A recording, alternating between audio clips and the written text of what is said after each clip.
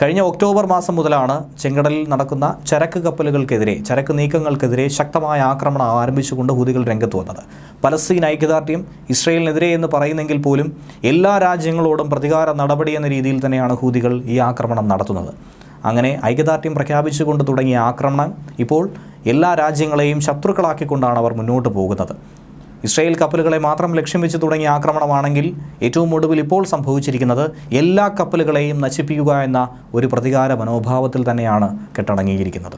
ഇനി മറുഭാഗത്ത് നോക്കുകയാണെങ്കിൽ പലസ്തീനെ അംഗീകരിക്കാൻ, സ്വതന്ത്ര പലസ്തീൻ എന്നത് അംഗീകരിക്കാൻ ഇസ്രായേൽ തയ്യാറല്ലെങ്കിൽ ഒരു തരത്തിലുമുള്ള നയതന്ത്ര ബന്ധം പുലർത്തില്ല എന്നാണ് സൗദി അറേബ്യ കട്ടായം പറഞ്ഞിരിക്കുന്നത്. 1967 അതിർത്തി കരാർ പ്രകാരമുള്ള നീക്കങ്ങൾ ഇസ്രായേൽ പാലിക്കണമെന്നാണ് സൗദി വാശി പിടിക്കുന്നത്. ഇസ്രായേൽ നടത്തുന്ന ആക്രമണങ്ങൾ ഗാസയിൽ സംഭവിക്കുന്നത് വലിയ മാനുഷിക വിപത്ത് തന്നെയാണ്.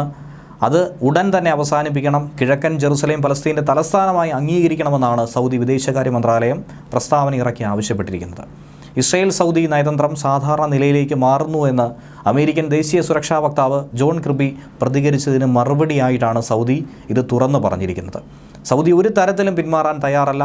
ഇതിലൊരു മറുപടി ഉണ്ടാകാതെ, ഇതിന് അന്തിമമായി ഒന്നും തന്നെ കാണാതെ ഒരിക്കലും പിന്നോട്ട് പോകില്ല എന്നുള്ള ശക്തമായ നിലപാട് അവർ വ്യക്തമാക്കുകയാണ്. ഇസ്രായേൽ ഹമാസ് യുദ്ധം രൂക്ഷമായതോടെ സൗദിയുമായി ബന്ധപ്പെട്ടുള്ള നയതന്ത്ര ബന്ധത്തിൽ ഇസ്രായേലിനൊരു വിള്ളൽ വീണിരുന്നു. ഒക്ടോബർ 7-ാം തീയതിയാണ് ഇസ്രായേലിൽ ഹമാസ് ആക്രമണം നടത്തിയത്. 1000-ലധികം ആളുകൾ കൊല്ലപ്പെട്ടത്. തൊട്ടു പിന്നാലെ IDF തിരിച്ചടി നടത്തിയത്. 4 മാസം കൊണ്ട് ഏകദേശം 30,000-ഓളം ആളുകൾ മരണപ്പെട്ടു എന്നുള്ള വിവരമാണ് ലഭിക്കുന്നത്. അപ്പോഴാണ് സൗദി അറേബ്യയും ശക്തമായ നിലപാട് സ്വീകരിച്ചുകൊണ്ട് ഇപ്പോൾ നിലയുറപ്പിച്ചിരിക്കുന്നത്.